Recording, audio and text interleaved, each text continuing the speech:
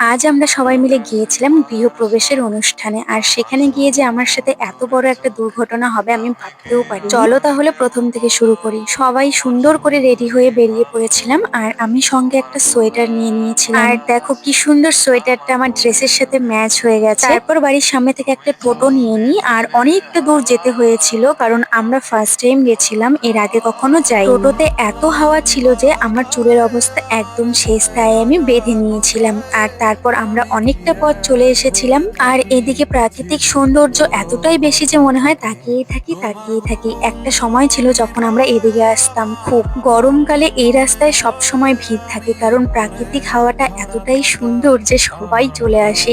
বিকেল হলে, সন্ধে হলে, দুপুর হলে, মানে সব সময় অল টাইম লোক। আমরাও অনেক সময় এরকম করেছি যে টিউশনের ফাঁকে এসে এখানে বসে বসে অনেকটা টাইম কাটিয়েছিলাম। আমরা যেই টোটোতে উঠেছিলাম সেই টোটোওয়ালা আমাদেরকে অনেকটা আগেই নামিয়ে দিয়ে চলে যায়, কারণ আমরা সঠিক লোকেশনটা জানতাম না।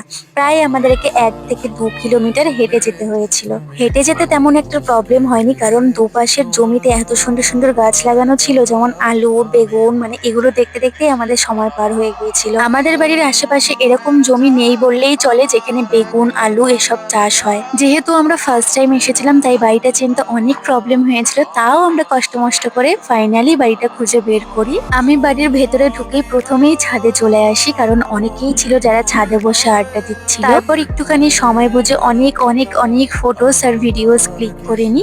আর সেই ফটোস আর ভিডিওস ক্লিক করতে গিয়ে আমার ফোনটা পড়ে পড়ে যেতে গিয়েও বেঁচে গেছে আর কি। সত্যি বলতে আমি ভেবেই নিয়েছিলাম ফোনটা পড়ে গেছে, তারপর কাছে এসে দেখি যে না, ফোনটা পড়েনি, জাস্ট উল্টে গেছে, আর একটু হলেই পড়ে যেত। অনেক ফটো ভিডিও তোলার পর আমরা চলে আসি নিচে আর বসে পড়ি খেতে। আর সত্যি বলতে খাবারগুলো এত টেস্টি ছিল না, কি বলবো, আমার এখনো মুখে লেগে আছে। খাওয়া দাওয়ার পরে আমরা একটু ঘরগুলো ঘুরে ঘুরে দেখছিলাম, মানে পুরো বাড়িটা ঘুরে ঘুরে দেখছিলাম, আর এত সুন্দর করে বানিয়েছে না সত্যি। খাওয়া দাওয়া কমপ্লিট করে সবাইকে টাটা বাই বাই করে আমরা বাড়ির পথে রওনা দিই, কারণ আমাদেরকে আবার অনেকটা পথ ফিরতে হবে। জায়গাটা আমার পার্সোনালি খুব সুন্দর লেগেছে, পিকনিক করার জন্য খুব সুন্দর একটা জায়গা। আজকের ব্লগটা এতটাই, দেখা হচ্ছে নেক্সট ব্লগে। ভিডিওটা কেমন লাগলো অবশ্যই কমেন্ট করে জানিও, আর ভালো লাগলে ফলো করে পাশে থেকো। টাটা।